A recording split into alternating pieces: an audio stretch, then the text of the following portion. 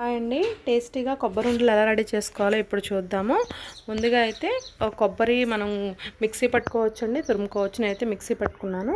మనం ఏ గిన్నెతో అయితే కొలతకు తీసుకున్నామో ఆ గిన్నెతో 1 కప్పు కొబ్బరి తురుము అయితే 1/2 కప్పు వరకు బెల్లం అండి. నేను 1 కప్పు కొబ్బరి తురుము తీసుకున్నాను, 1/2 కప్పు బెల్లం అనమాట. కొంచెం వాటర్ పోసుకుని ఆ బెల్లాన్ని కరిగించుకుందాము. జస్ట్ కరిగిన తర్వాత మనం చేతితో ఇలా అంటే మనకి తెలిసిపోద్దండి కరిగింది లేనిది, కొంచెం పాకంలాగా వచ్చింది లేనిది చూసుకోవచ్చు. మొత్తం చూడండి, ఇప్పుడు మొత్తం కరిగిపోయింది. కొంచెం లైట్గా పాకంలాగా వస్తుందండి. ఇప్పుడు మనం కొబ్బరి వేసేసుకోవాలి.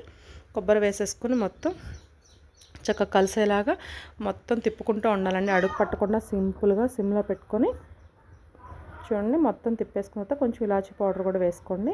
ఎక్కువసేపు ఏం పట్టదండి, ఒక 15 మినిట్స్లో అయిపోతుంది. మనం తిప్పుకుంటూ ఉంటే కొంచెం మనకి పాకంలాగా తీగ పాకం వచ్చేంత వరకు ఉంచుకుంటే కొంచెం లైట్గా అండి, ముదురు పాకం వద్దు. ముదురు పాకం అయితే మనకు చల్లారిన తర్వాత గట్టి పడిపోయిద్ది. జస్ట్ లైట్ పాకం అయితే సరిపోతుందండి.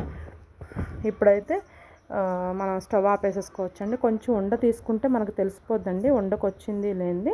చూడండి కొంచెం తీసుకున్నాం కదా, ఉండకొచ్చింది. ఇప్పుడైతే మనం స్టవ్ ఆపేసేసుకోవచ్చు అండి. స్టవ్ ఆపేసేసుకొని చల్లారనిద్దామండి. చల్లారిన తర్వాత మనం ఉండల్లా చుట్టేసుకోవడం అండి. మనం చల్లారిన తర్వాత ఏంటంటే కొంచెం కలర్ కూడా చేంజ్ అయిద్దండి. చూడండి మనం చక్కగా సింపుల్గా గోరువెచ్చగా ఉన్నప్పుడే ఉండలు చుట్టేసుకోవచ్చు అండి. చాలా జ్యూసీగా, చాలా యమ్మీగా, చాలా టేస్టీగా ఉన్నాయండి.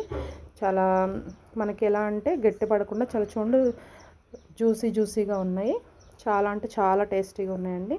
చాలా సింపుల్గా కూడా చేసుకోవచ్చు. మీరు కూడా తప్పకుండా ట్రై చేయండి. ఈ వీడియో నచ్చితే నా ఛానల్ని సపోర్ట్ చేయండి. Thank you for watching.